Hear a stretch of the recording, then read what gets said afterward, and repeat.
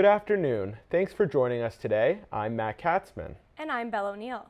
Here are some of the stories we're following today from the On the Record newsroom. The use of food banks in Toronto has never been higher.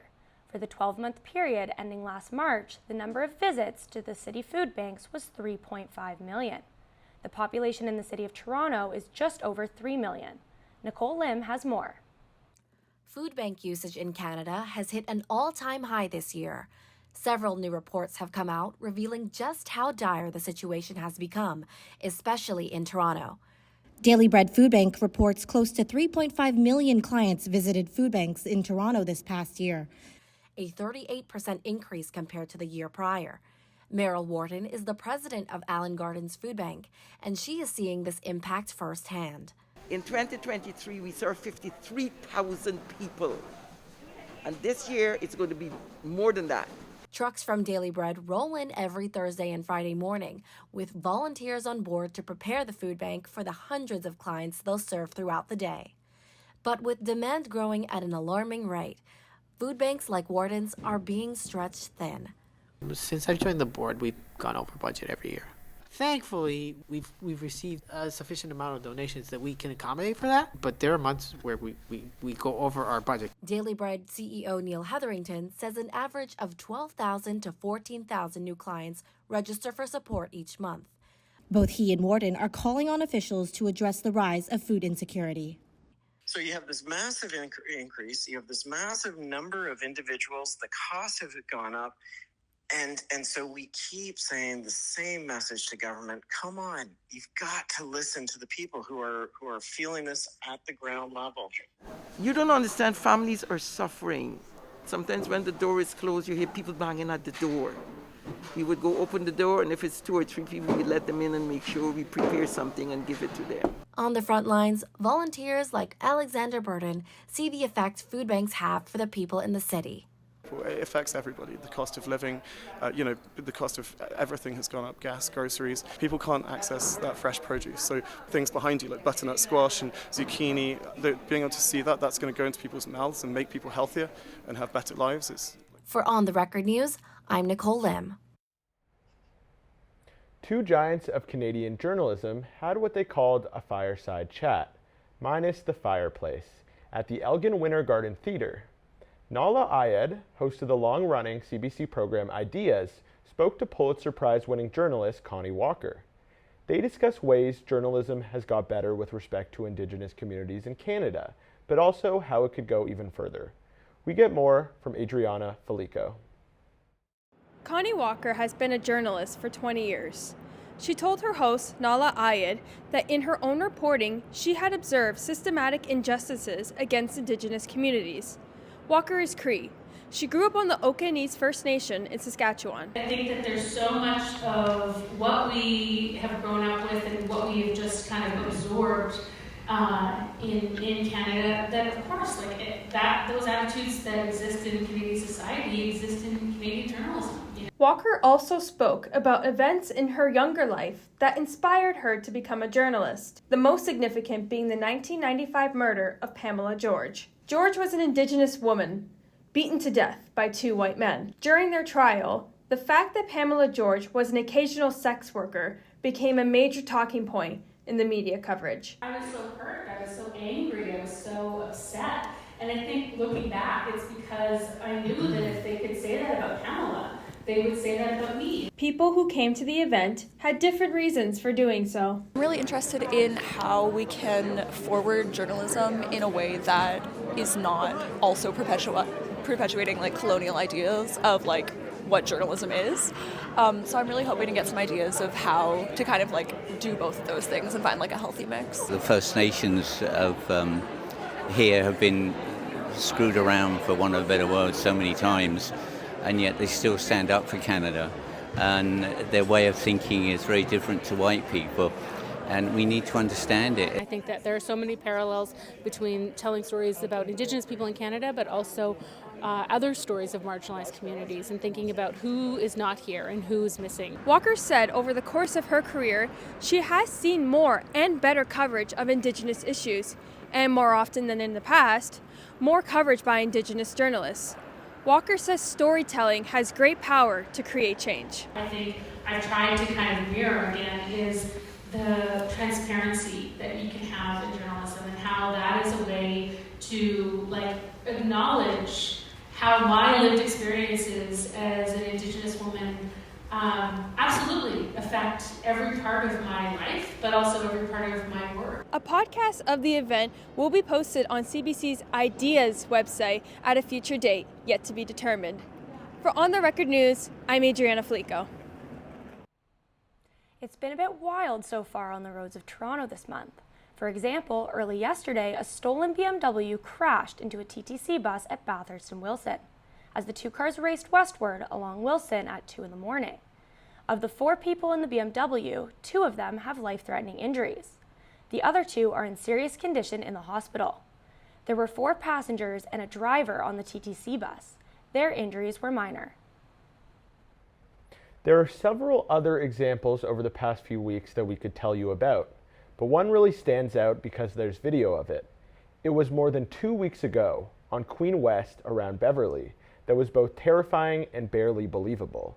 It happened in broad daylight, and somebody in a building overlooking the chaotic scene happened to capture it on their phone. Unfortunately, for rights reasons, we can't show you the video, but look it up on TikTok or the Toronto Star website. In it, you can see a pickup truck, which turns out to have been stolen, careening around. Backwards, forwards, it hits a police horse, then it slams into a couple of police cars before driving through the front window of Little Burgundy. Pedestrians were running all over in a panic, and one woman came very, very close to being hit. 2 suspects, a man and a woman, have been charged. One police officer is recovering from the injuries, as is the police horse named York. He was taken for emergency veterinary care and returned home to his stables at the Horse Palace on the CNE grounds, where he continues to recover. Now let's have a look at the other stories we're working on today and this week in our On the Record newsroom. Standing by live in the newsroom is Laviza Syed. Laviza, what have you got for us? Thanks, Matt. First up, a new value village has opened on Dover Court Road, but it's stirring up mixed reactions. While the thrift store promises sustainable, one-of-a-kind finds, customers say it's packed with fast fashion brands like Shein and Temu. Some shoppers worry this trend undermines the environmental mission of secondhand shopping. OTR reporter Bashir Ali is looking into the environmental impact of fast fashion infiltrating thrift stores and will have the full story online later this week. In health news, pharmacists are taking on more duties in various provinces across Canada, everything from administering rapid strep tests to prescribing contraceptives. Some experts call this a win for patients and the overburdened healthcare system, but not everyone is on board. There's growing debate about how these expanded roles could reshape the future of healthcare. OTR reporter Claire Duford is chasing the story and will have more on the website soon. Keep an eye out for this story. And finally, Toronto Metropolitan University's library is still glowing after its 50th anniversary celebrations. A highlight, the stunning designs by architecture students, which were showcased during the event. OTR reporter Abby North will follow up with the students and explore how their work has made an impact on the campus community. But that's not all we're working on this week. Our newsroom is asking the big question: do students really want to work after graduation? In this week's podcast episode, reporters hit the street to find out what students are thinking as they near the end of their academic journey. Are they excited about entering the workforce, or is there hesitation in pursuing traditional jobs after years of study? Be sure to visit ontherecordnews.ca for the podcast and these stories, along with many more going live this week. Now back to you, Belle. Thanks, Laviza. The annual interest rate for October was up 2% over last year. That comes after 4 months of declining rates. 2% is the Bank of Canada's target rate, but still the rise for October is higher than what many economists were expecting, leaving many to wonder what the implications may be for the setting of the bank rate next month, when another cut is expected. And the postal strike is still ongoing. It started last Thursday, and all reports suggest the two sides may remain far apart. Depending on your point of view, the timing couldn't be worse. That's certainly true for retailers, especially online. Harley Finkelstein is president of Shopify. He says a strike so close to Black Friday is devastating for small business. And of course, after Black Friday, it's the Christmas shopping season. This past weekend, it was Toronto Fashion Week. Thousands came out to see cutting-edge designs and enjoy dazzling moments on the runway. But have you ever wondered what happens before all the glitz and glam of the event itself? Our fashion reporter, Sena Law, went behind the scenes. It's go time. T-minus 1 day until his Fashion Week debut, and designer Tristan Anatol is feeling the pressure. Any and every thread and trim counts when it comes to prepping for a runway show. Anatol's debut comes tomorrow at Toronto's largest fashion event, Fashion Art Toronto. With less than 24 hours left, Anatol is checking every detail, balancing style and wearability, and making sure every model is going to feel confident on the runway. The 23-year-old Ajax local has been sewing for the past 5 years, but tomorrow will be his first time showcasing a full collection on the big stage that is Toronto Fashion Week. For many designers just starting out, the show marks a huge career milestone. I don't really know what to expect. I've never done like a show this big at all. I'm definitely expecting to kill it though. I won't lie. Like we've put so much effort into this, and especially with the models, we've talked so much about how we want the mood and everything to go. So I know we're ready for it. I know everyone, literally everyone here is yo, we're going tomorrow and we're gonna destroy this show. So yeah, I'll definitely say I'm proud of him, and it's also feels so natural, I'll say too, just because we've sort of just been doing what we love in a sense, and it's just come our way, and we definitely appreciate it, but it feels very natural and surreal. I'm expecting us to kill it for sure, and I'm also expecting us to improve after this. I only see up from here. This is only his second collection really, and yeah, there's so much more growth that's there to be open for, and yeah, I'm sure we're gonna get to it for sure. And here we are, folks. Endless sleepless nights, months of preparation, and every little bit of last-minute adjustment, it all leads to today. Fashion Art Toronto, here we are. Anatol's collection is up next. The time has come, the lights turn up. Tristan Anatol and his startup label Tailored Noise hit the catwalk. The collection features 23 looks. Anatol said each of the look represents part of the emotional journey that all artists experience when working on a passion project. Basically, it was excitement, pressure, doubt, stagnant, chaos, and then into soaring. The 7 feelings mirror precisely what Anatol says he felt during the intense months of creating his first Fashion Week collection, now here on display for all to see.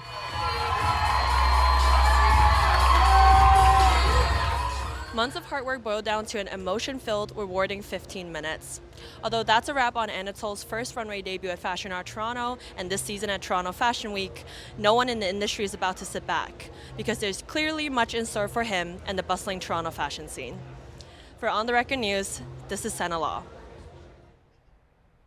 The Giller Prize was awarded at a private event last night. Ann Michaels won for her novel Held. Outside the Park Hyatt, about 36 pro-Palestinian demonstrators shouted at guests as they arrived at the gala. And in Taylor Swift news, there are reports of hundreds of heartbroken Swifties who won't be going to any of the remaining Toronto concerts after all. They, or according to reports, often their mothers who bought the tickets, appear to have been caught in a scam. Numbers of reported scams vary, but it's approaching 200, from the GTA, the Hamilton area, and even as far away as New York. Here's Alexa DiFrancesco with more. The show came here to Toronto last Thursday. She played 3 shows Thursday, Friday, Saturday, and she'll do the same thing again later this week, starting on Thursday. Before the start of the Eras Tour, the Rogers Centre prepared a massive friendship bracelet to welcome her to the city. And Matt and Belle, you'll recall from last week's broadcast that the City of Toronto has unveiled 22 ceremonial Taylor Swift Way street signs in the downtown core. They're to honor her visit, but they're also helpful as they steer fans all the way along from Nathan Phillips Square to the venue at the Rogers Centre. Other temporary Swift measures include police horses, in costume. Okay, maybe not technically in costume, but still. They're all decked out with giant Swiftie friendship bracelets around their necks. It's adorable, to be honest. And guess who'll be in the crowd that night? Me! Kind of excited. And yes, I have my tickets in my possession, so I know it's not a scam. Anyways, after she leaves Toronto, Taylor Swift will play 3 nights in Vancouver. The tour ends there on the 8th of December, which, as everyone knows, is just 5 days before the pop star's birthday.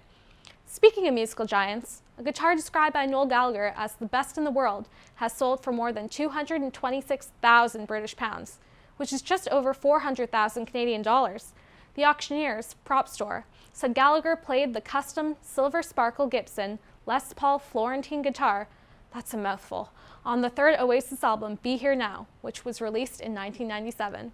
Earlier this year, the Gallagher brothers announced that they would put aside their infamous feuding to reunite Oasis for a tour next year.